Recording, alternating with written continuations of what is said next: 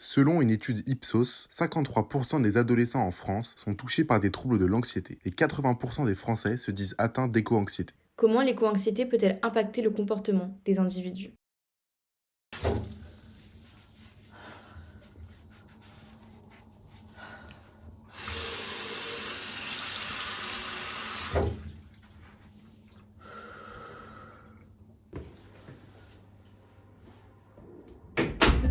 Le ciel bleu vole en silence, le cœur des gens amoureux.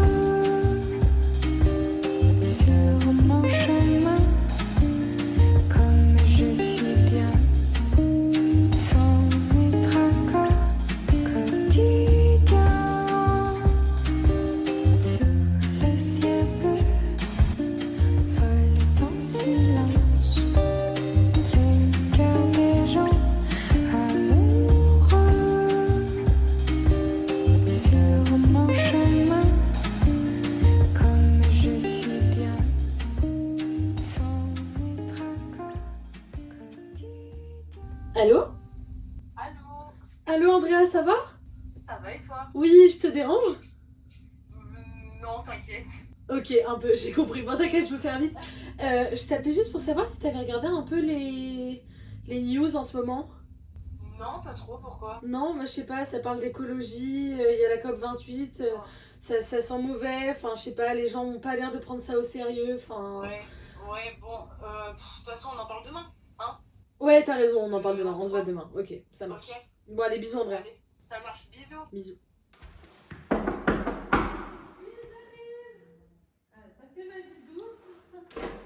C'est moi. Ça va, tu es Ça va. Trop contente de te voir. J'ai hâte de goûter ta petite préparation là. Ah, bah tu vas m'en dire des Trop nouvelles. hâte. Non, pas intérêt, mais je te le dis. Bon, j'ai déjà commencé à te préparer le thé. Oui, Le temps retrouvé du palais d'été. J'ai hâte de goûter. Bah, c'est mon thé éco-responsable préféré, je t'en ai mis un peu. Je te dis si j'aime bien. Tu me dis ce que t'en penses. Alors? Il est super bon. Il est bon, hein? Franchement, j'adore. Ouais, Ah, franchement, il est pas waouh. mal. En vrai, il est pas mal du tout. Ah, Tu veux que je t'aide peut-être? Attends. Ouais, vas-y, c'était chaud, merci. Andrea, non. Quoi? Pas à la poubelle. Pourquoi? Les épluchures à la poubelle? Ah, les épluchures, oui, à la Non, mais là, poubelle. tu le fais exprès. Julie, rigoles. tu recommences. Ah, peut-être que je recommence. Tu recommences. Mais attends, je t'appelle hier pour t'en parler, putain, les épluchures, c'est au compost, Mais merde. ça va rien faire, franchement. Ça va C'est rien. pas 3 épluchures tout le temps, la planète Julie. Non mais attends, mais oui, la planète en fait. On habite où? T'habites où? T'es où là? Julie, j'en peux plus. Ouais. En fait, tant que t'es comme ça va pas être supportable. Je suis vraiment désolée. Ouais. Mais ça devient infernal. D'accord. Tu Non, t'excuseras moi, quand je la suis planète désolée, elle sera c'est foutue pour de bon, d'accord?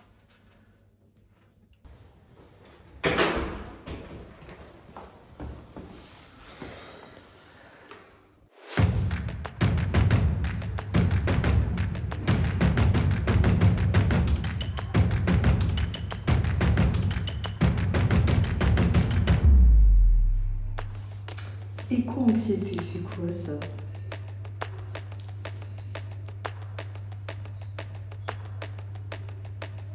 Bon.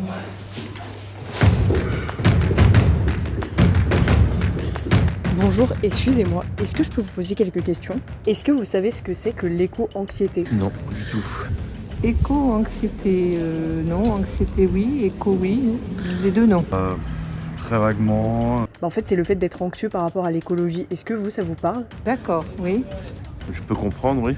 Et est-ce que vous vous sentez un petit peu concerné ou pas forcément? Très concerné. Quand on écoute les infos et qu'on regarde les médias, ouais, c'est bon, ça fait réfléchir. Mais bon, quand on regarde là dans la rue, ça rend pas vraiment compte. Je pense que notre temps est tellement petit par rapport au début de la création que je pense que tout peut se transformer. Maintenant, je pense qu'il y a quand même une vraie réflexion à avoir sur notre consommation de générale, hein, à la fois alimentaire, à la fois des matières premières, etc.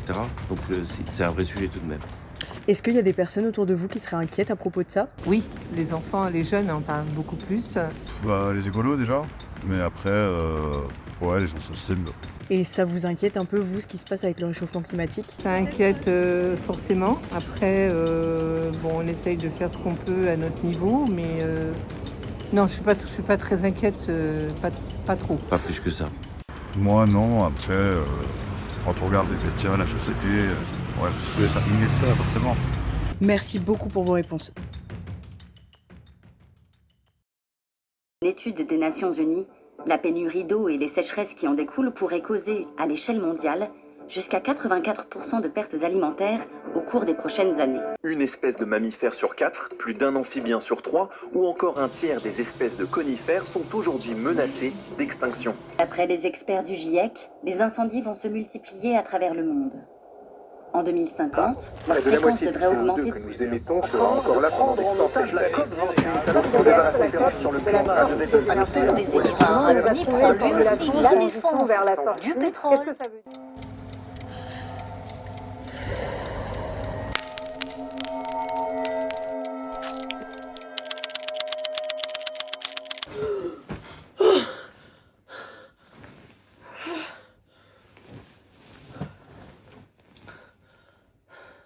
Dis Siri, envoie un message à Andrea. J'ai besoin de te voir demain. Envoie. Putain. Merci d'être venu. Je suis désolée de t'avoir appelé comme ça. J'y arrive plus. Je fais des crises d'insomnie, je fais des crises d'angoisse. J'arrive pas à dormir, j'ai peur. La planète, elle va pas être sauvée toute seule. Et j'ai l'impression que tout le monde comprend pas que c'est maintenant que ça se joue. Tu comprends? Je peux pas tout faire toute seule. Je peux pas. J'ai entendu parler d'éco-anxiété et je pense que Nous venons de voir le témoignage de Julie. Est-ce que tu as des questions? C'est quoi l'éco-anxiété? La notion d'éco-anxiété, c'est une contraction des mots écologie et anxiété. Elle apparaît pour la première fois en 1997 dans les travaux d'une chercheuse en santé publique qui est Véronique Lapège. Ce n'est pourtant que depuis 2019 que ce terme fait l'objet d'une médiatisation significative, donc c'est très récent, parallèlement à la montée du traitement médiatique des effets du changement climatique. Selon Pierre-Éric Sutter, qui est psychothérapeute et dirigeant de l'Observatoire des vécus du collapse, l'OPVECO, l'éco-anxiété est un processus de prise de conscience aiguë des problématiques environnementales actuelles et à venir. Alors pour Alice Desbiol, qui est médecin de santé publique, l'éco-anxiété c'est une sensibilité, je la cite, générée par une perception des désordres environnementaux et leurs conséquences sur les sociétés humaines. Selon elle, toujours, l'éco-anxiété peut prendre plusieurs formes. Elle peut notamment être positive et engendrer une transition écologique individuelle via la remise en question de son propre mode de vie. Comment se manifeste l'éco-anxiété? Alors effectivement, le phénomène d'éco-anxiété, lorsqu'il est très intense, peut favoriser l'émergence de symptômes, voire d'émotions négatives comme la tristesse, la peur, un sentiment d'impuissance, de la frustration, de la colère et des niveaux de souffrance qui peuvent être parfois très intenses chez certains sujets, avec un ressenti d'une grande forme de détresse et des difficultés à avoir notamment des interactions sociales ou à aller travailler par exemple. Dans le pire des cas, cela peut conduire à un état dépressif, mais il est possible évidemment de s'en sortir grâce à des solutions qui permettent d'améliorer son état psychique, émotionnel et prendre soin de sa santé mentale. Et comment peut-on sortir de l'éco-anxiété?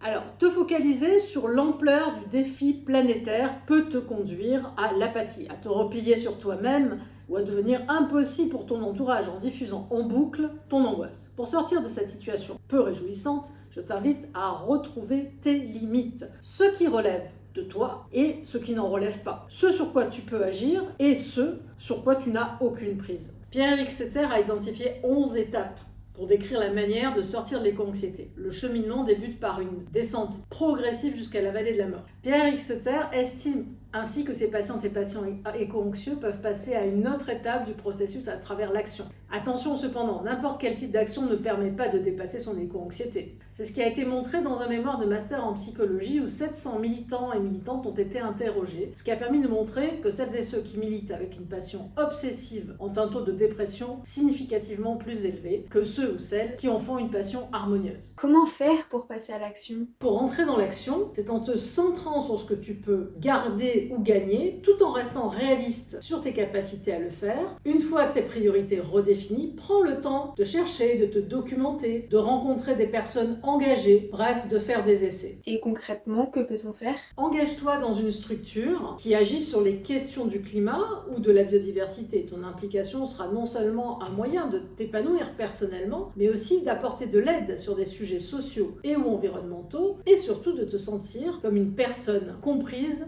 et accompagner. Mais après ces clarifications, qui je l'espère t'ont aidé à y voir plus clair, j'aimerais bien savoir comment se sent Julie après nos rendez-vous, durant lesquels je l'ai aidée à travers son cheminement, son combat, pour passer de l'éco-anxiété à l'éco-lucidité.